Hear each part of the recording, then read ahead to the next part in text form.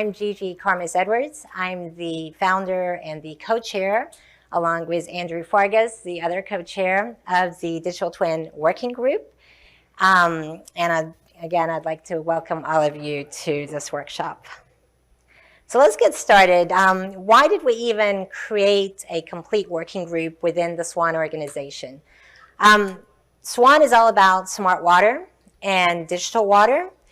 And we see digital twin as a very specific sub-area of digital water. It involves a behavioral model at the core of the analytics versus mainly data analytics. And just to bring the point even further, excuse me, data analytics is really about pattern recognition, is about applying statistical analysis to large data sets. And it doesn't really matter what the data set is. It could be sports information, it could be water data, it could be banking information. You apply the similar statistical analysis so that you can understand the system better, as well as predict the future for the system. So data analytics is extremely important, and it's the umbrella in which digital twins live. Digital twins, however, are so specific that it involves, as we said before, a behavioral model.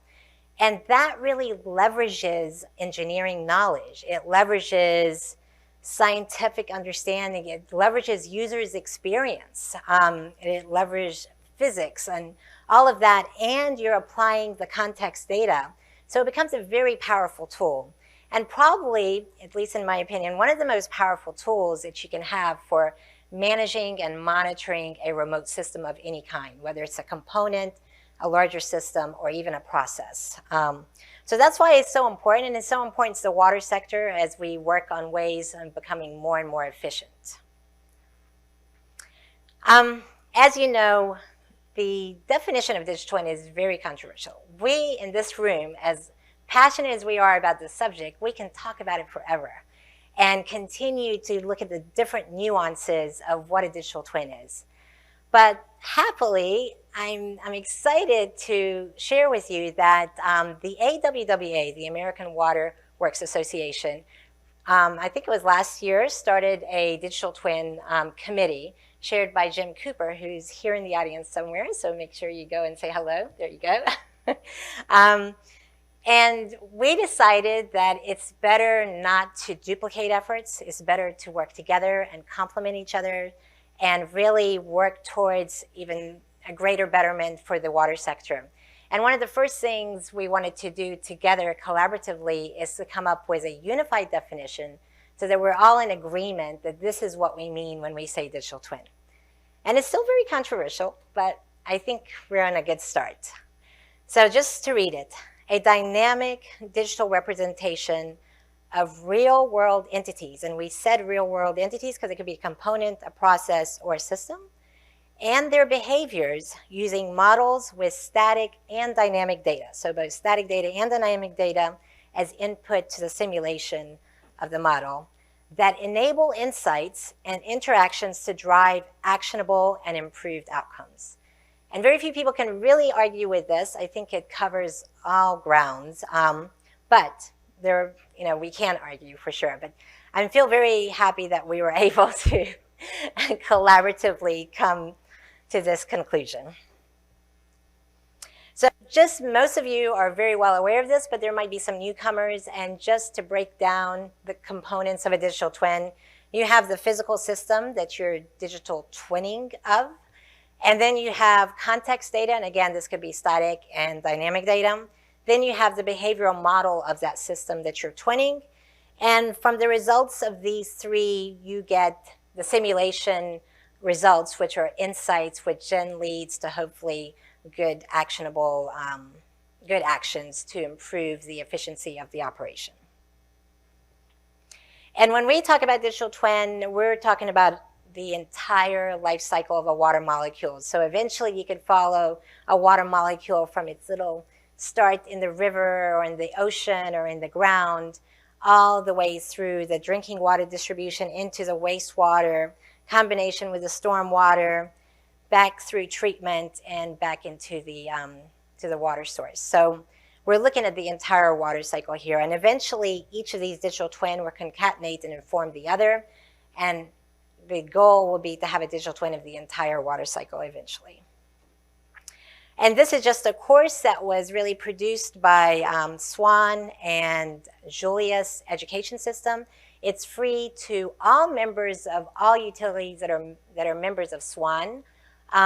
So, please have a look at it. It has, I think there's a few members here that have seen it and already said something to me about it. There you go. Yes, go and see what they experience, and hopefully you enjoy it, and give some feedback so we can improve it. And now, the objectives of the Digital Twin Working Group is really to have the water sector, the global water sector, deploy more and more digital twin.